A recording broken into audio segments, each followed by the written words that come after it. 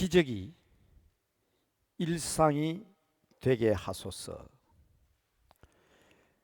처음 이런 기도를 드리는 것을 보고 놀랐습니다. 기적이 일상이 되게 해 주옵소서. 하나님은 세상을 질서 있게 창조하셨습니다. 그리고 하나님은 그 창조 질서에 따라 역사를 섭리하시고 운행하십니다. 그런데 기적은 신학적 용어로 비상섭리라 그렇게 부릅니다. 비상섭리. 여러분, 늘 비상사태가 되면 안 되잖아요. 늘 비상사태가 되면 되겠어요? 그러므로 저는 기적만 따라다니는 것은 옳지 않다고 가르쳐 왔습니다. 기적은 기존 질서를 파괴하는 것입니다. 그러나 여러분, 기적은 일어나고 있거든요. 지금 저희 교회는 수요일마다 신약 성경에 나타난 기적을 지금 공부하고 있습니다. 지난 수요일 날은 18번째로 예수님이 행하신 기적을 소개했습니다. 자, 그렇지만 제가 혹시나 싶어서 중간중간 환기하면서 드리는 말씀이 있습니다.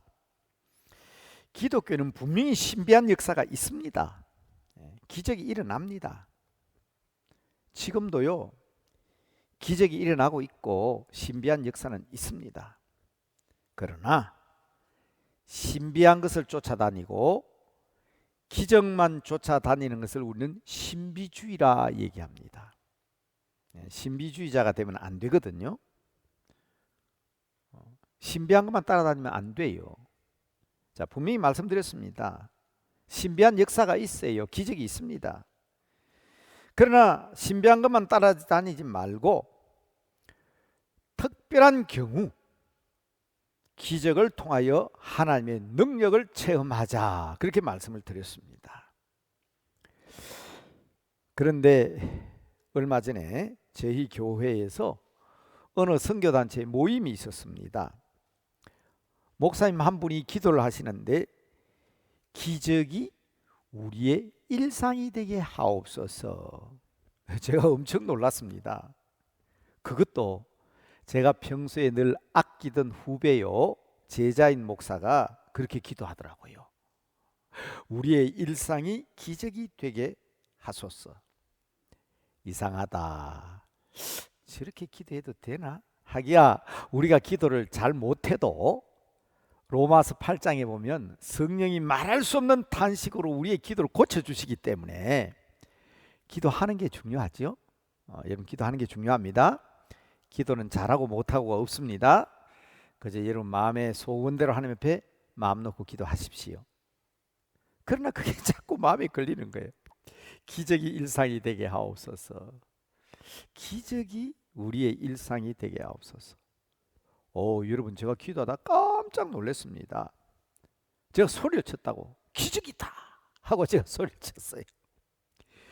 여러분, 우리는 지금 기적적인 역사 가운데 살고 있는 거 아닙니까? 내가 살아있다는 자체가 기적이 아니냐고요. 그렇잖아요? 예수님을 그리스도로 고백했다는 사실도 제게는 굉장한 기적입니다. 우린 다 신앙과 믿음의 과정에서 자라신 여러분들이야 당연하게 모태신앙이니까 성장하면서 예수님은 그리스도시요 나의 주님이다 그러셨을지 모르지만은 제 같은 경우에는 아니거든요. 교회를 비난하고 욕하고 세상에 이런 게 어딨냐고 떠들던 사람 아닙니까? 기적이지요. 저와 여러분이 만나서 이렇게 같이 예배드리는 것도 기적입니다. 그래서 말씀드립니다. 은혜를 받지 못하면요, 기적적인 역사를 체험해도 감사할 줄 몰라요. 그래서 말씀드리고 싶은 것은 감사하는 사람이 되자. 이 놀라운 기적이 우리의 일상이라는 사실에 대하여 감사하는 성도가 되자. 정말 여러분, 기적적인 역사로 살아가는 여러분들에게 언제나 감사가 넘치는 성도들이 되시기를 주님의 이름으로 축복합니다. 이 놀라운 사실, 감사할 수 있다는 이 놀라운 사실, 이것도 기적적인 역사예요. 자, 그런데 오늘 본문을 통해서 우리가 함께 생각해 보려고 하는 것은, 지난주에는 사도행전 11장을 말씀드렸습니다. 안디옥 교회에 대해서. 오늘은 사도행전 12장입니다. 자, 설교 제목도 보면 여자아이 로데라는 여자아이를 말씀의 제목으로 삼았습니다. 너무 놀라운 사실을 목격한 소녀입니다. 자, 이 로데라는 여자아이를 중심으로 사도행전 전체 12장을 아마 여러분과 같이 은혜 나누는 가운데에 이와 같은 역사가 오늘날 이 시대에도 우리들에게도 있어져야 되겠다 하는 마음에서 이 말씀을 드립니다. 자, 사도행전 12장을 딱 펼치면 처음 나오는 이야기는 헤롯 왕과 베드로가 등장합니다. 베드로는 옥에 갇혔고 교회는 그를 위하여 기도했다. 이게 첫 번째 주제인데, 이 헤롯 왕은 본래 유대인 아닙니다. 이방인입니다. 에스의 후손, 에돔 족속 이둠의 사람입니다. 이방인이에요. 그런데 유대인 왕이 됐잖아요. 그것은 열려 있었거든요. 유대인의 율법에도 열려 있었습니다. 할례를 행하고 율법을 지키고 안식일을 지키면 유대인이 될 수 있어요. 그렇게 유대인이 된 사람이 헤롯입니다. 이스라엘 야곱의 12지파 가운데 든 사람이 아니에요. 그런데 이렇게 유대인이 된 것만 해도 감지덕진데, 당시 로마가 세계를 지배하고 있었는데 로마 정권 앞에 꼬리를 치고 아부를 하게 됨으로 말미암아 유대인이 왕이 돼버렸어요. 유대인들이 얼마나 믿겠습니까? 유대인도 아닌 지가 유대인 된 것에도 감지덕진데 로마로부터 분봉왕, 유대인을 다스리는 왕으로 임명을 받았으니 유대인들이 얼마나 싫어하겠습니까? 헤롯은 유대인들에게 어떻게든지 잘 보여야 합니다. 그러기 위해서 몸부림을 칩니다. 그러던 중에 예수님의 제자 야고보를 칼로 쳐 죽였거든요. 최초의 순교자가 야고보입니다. 유대인들이 너무너무 좋아하거든. 아차, 이거 잘 됐구나. 만약에 내가 베드로를 죽인다고 하면 유대인들이 얼마나 나를 좋아할까. 그래서 베드로를 잡아다가 감옥에 가두었습니다. 군인들로 하여금 지키게 했습니다. 내가 유월절 이후에는 백성들 앞에 끌어내 가지고 베드로를 죽여야지. 그래서 내가 유대인들에게 더 큰 인기를 얻어야지. 그게 헤롯의 생각이었습니다. 자, 성경은 이렇게 기록하고 있습니다. 사도행전 12장 5절입니다. 이에 베드로는 옥에 갇혔고 교회는 그를 위하여 간절히 하나님께 기도하더라. 베드로는 죽게 된 겁니다. 근데 교회는 간절히 기도했어요. 여러분, 저는 사도행전 12장 5절을 참 좋아합니다. 우리에게 한번 적용시켜 볼까요? 권사님은 병석에 누워 계시지만 교회는, 성도들은 권사님을 위하여 하나님께 간절히 기도하더라. 아므함에게 집사님은 지금 경제적으로 어려움을 겪고 있지만 온 교회는 그를 위하여 하나님께 간절히 기도하더라. 성도들이 기도하면, 교회가 합심하여 기도하면 놀라운 일이 일어납니다. 그래서 우리 교회는 화요 중보 기도팀이 있거든요. 얼마나 감사하고 고마운지 모르겠습니다. 화요일마다 모여서 기도해요. 그래서 제가 언젠가 말씀드렸죠.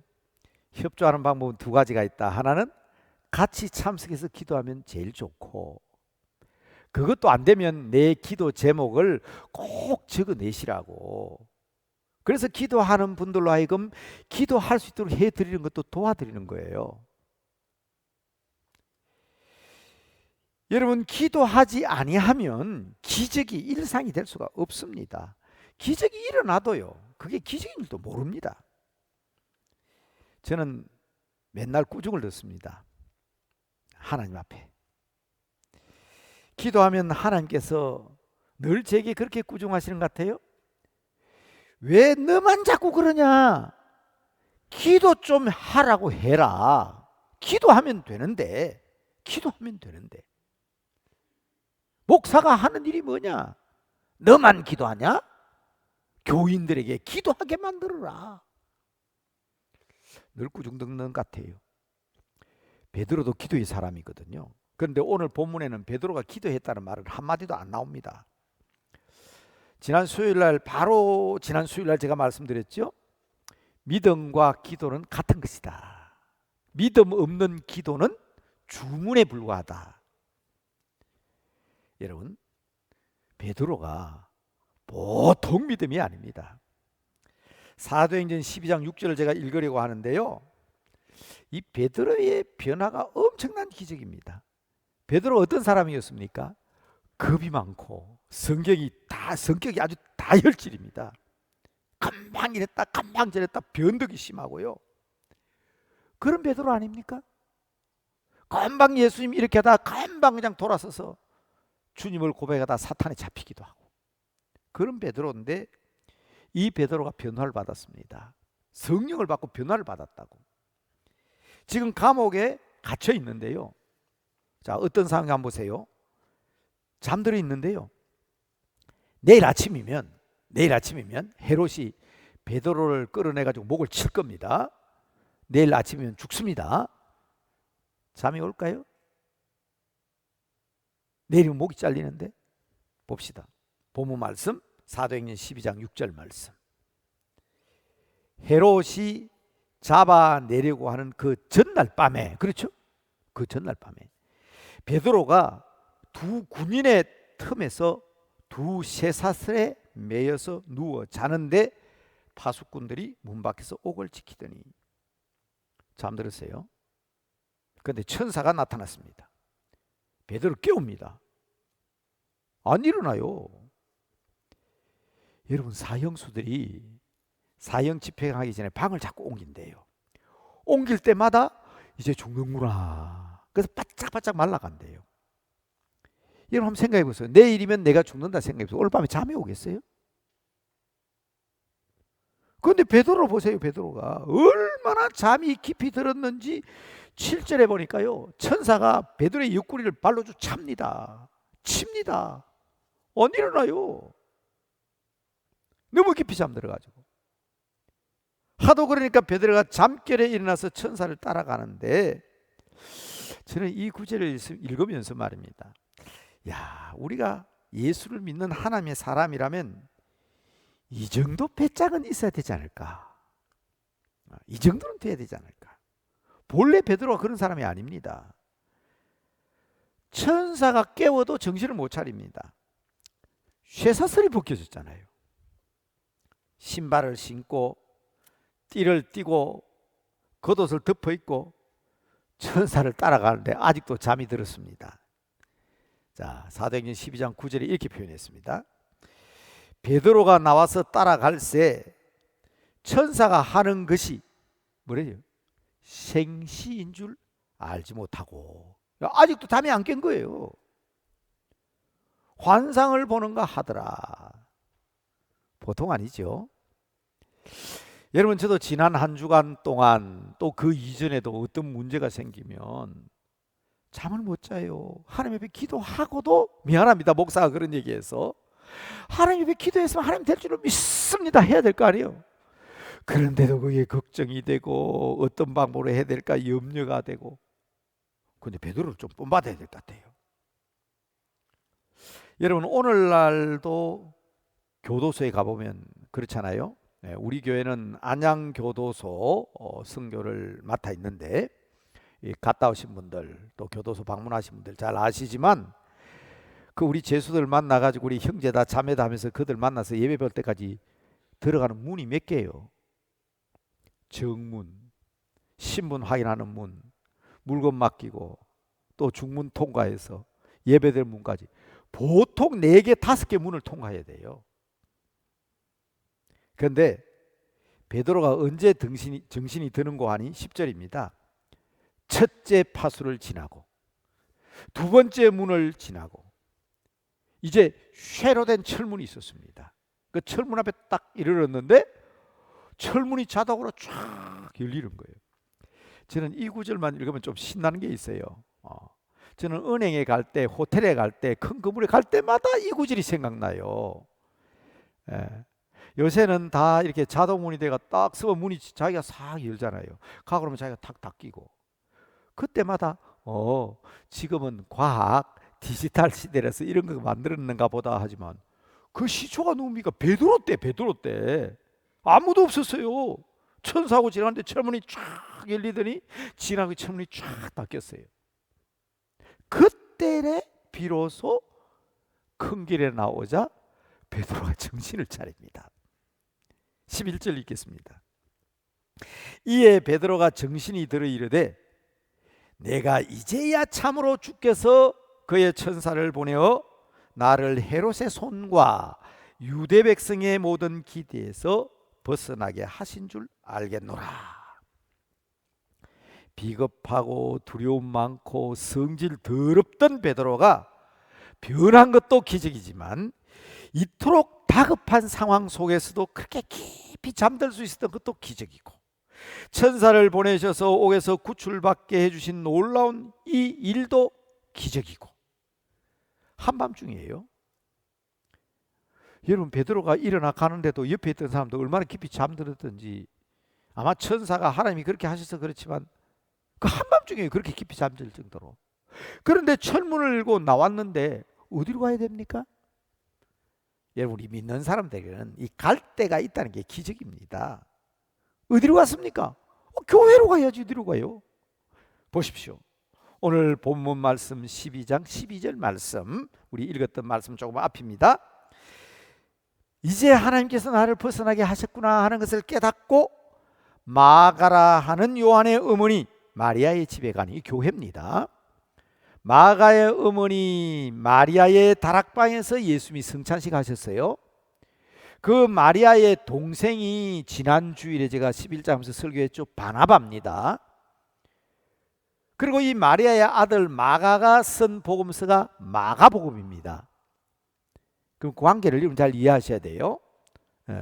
그러니까 거기에서 예수님이 부활 성천하시고 난 뒤에 120명이 모여서 간절히 기도했던 데가 바로 이 마가라는 요한의 어머니 마리아의 집입니다.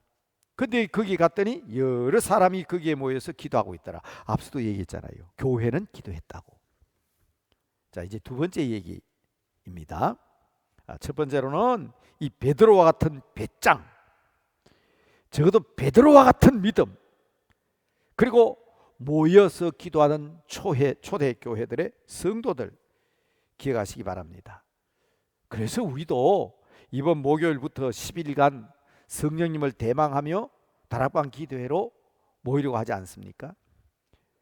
저는 그럴 때 나타나는 놀라운 기적의 현장이 바로 우리 교회가 되기를 기도하고 있습니다. 두 번째 이야기는요, 오늘 본문 제목입니다. 로데라고 하는 여자아이. 베드로가 이제 나와서 교회로 왔습니다. 대문 앞에서 문을 두드립니다. 이 문소리를 듣고 이 나타났던 여자아이가 바로 로데입니다. 여러분 이 로데를 잘 보시기 바랍니다.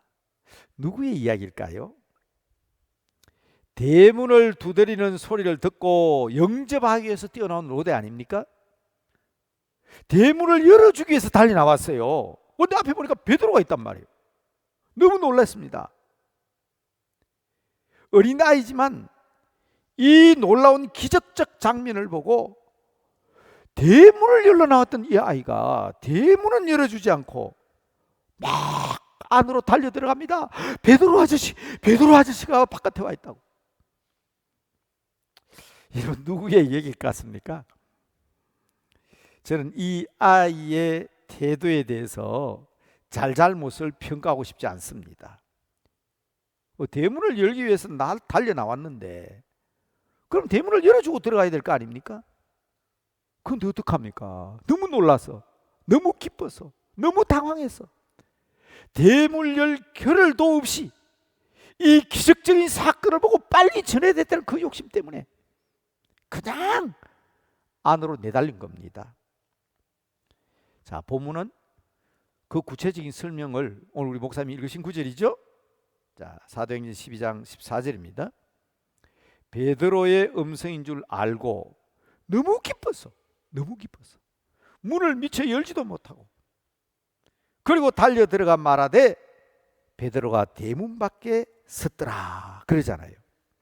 우리들도 사실은 이거 가끔 경험하는 일입니다. 너무 놀라면요 해야 될 일 잊어버립니다. 그래서 저는 이 5월에 여러 번 5월달이 되면 부탁드린 게 있어요. 시어머니, 시아버지, 친정어머니, 친정아버지 만나면 반갑죠? 반갑잖아요. 너무 기쁘잖아요. 아버님 식사는요? 어머님 점심 드셨어요? 부모님도 기뻐요. 그럼 뭐라 그럽니까? 아, 걱정 마라, 다 먹었다. 여러분 반갑다고 그냥 넘어가지 마십시오. 점심 때 맞춰 오신 부모님 식사 안 하셨어요. 저녁 때 맞춰 오신 친정어머니, 아버지, 시부모, 시아버지 밥 안 드셨어요. 근데 귀찮게 할까 봐 그러는 거예요. 묻지 마시고 반갑다고 그렇다고 해서 해야 할 일 까먹으면 안 됩니다. 여러 번 드렸던 말씀이라 또 말씀드리긴 쑥스럽습니다만은 또 이런 얘기할 때마다 아이고 목사님 시대가 바뀌었는데 아직도 라떼네요, 아직도 꼰대네요 그럴지 모르지만 제가 말씀드리는 것은 너무 반가워서 그런 거 아니겠어요? 너무 반가우면 잊어버립니다. 잊지 마세요. 해야 될 일 잊으면 안 됩니다. 그러나 제가 꼭 문제로 삼고 싶은 것은 뭐냐 하면 이 소식을 들은 사람들이에요. 기도하는 사람들입니다. 로데가 분명히 베드로가 왔다고 전했지 않습니까? 안 믿어요. 참말이다. 그런데도 이 기도하는 사람들이 뭐라고 그럽니까? 뭐? 참말? 야, 네가 미쳤구나. 여러분 전도하는 성도 여러분 많이 듣던 말 아닙니까? 뭐 예수님이 살아나셨다고? 교회 가면 복 받는다고? 뭐 부활하신 주님을 만났다고? 미쳤다는 소리 많이 듣지요. 자, 사도행전 12장 15절입니다. 그들이 말하되 뇌가 미쳤다 하나 여자아이는 힘써 말하되 참말이라 하니 그래도 안 믿어요. 그들이 말하되 그러면 그의 천사겠지. 여러분 문제는 이 기도하는 사람들을 통해서 우리 자신을 돌아보아야 합니다. 믿음으로 기도하면서도 그 결과를 믿지 못하는 이들이 있습니다. 어느 탄광촌 시골 교회 이야기죠. 교회 정문 앞에 술집이 있었습니다. 주일 낮 예배는 괜찮아요. 주일 저녁 예배, 수요일 되면 예배를 드릴 수가 없어요. 왜냐하면 이쪽 주님을 섬기는 사람은 하나님 앞에 찬양하고 기도하는데 저쪽 주님을 섬기는 사람들은 그만 그 시간이 되면 동동주 술타령이 나오고 고향 아줌마가 나오고 상 두드리는 소리가 들리니 이 예배가 됩니까? 지금처럼 방음장치가 되어 있는 것도 아니고. 그래서 성도들이 참을 수 없어서 기도했답니다. 하나님 제발 부탁입니다. 저 술집에 그냥 벼락을 좀 때려주셔서 저 술집이 좀 망하게 해달라고. 근데 하나님이 그 기도 들어주셨어요. 어느 날 벼락이 쳐가지고 그만 그 술집이 폭 내려앉아 버렸습니다. 술집 주인이 화가 났어요. 그래서 고발을 했습니다. 고소를 했습니다. 시골이니까 뭐 파출소나 경찰서에다 고발했겠죠. 조사를 하는 순경이 묻습니다. 뭐 그 당시엔 순사라 그랬죠. 아주머니, 벼락 맞은 게 진짜 교인들이 기도했기 때문에 그렇다고 생각합니까? 이 술집 주인 대답이 뭡니까? 아이 그렇죠. 교인들이 기도했는데 하나님이 안 들어주실 리가 있습니까? 우리 술집에 벼락을 맞은 것은 예수 믿는 사람 때문이라고. 교회 대표되는 집사님이 불려왔습니다. 집사님, 기도한 게 사실입니까? 예, 기도했습니다.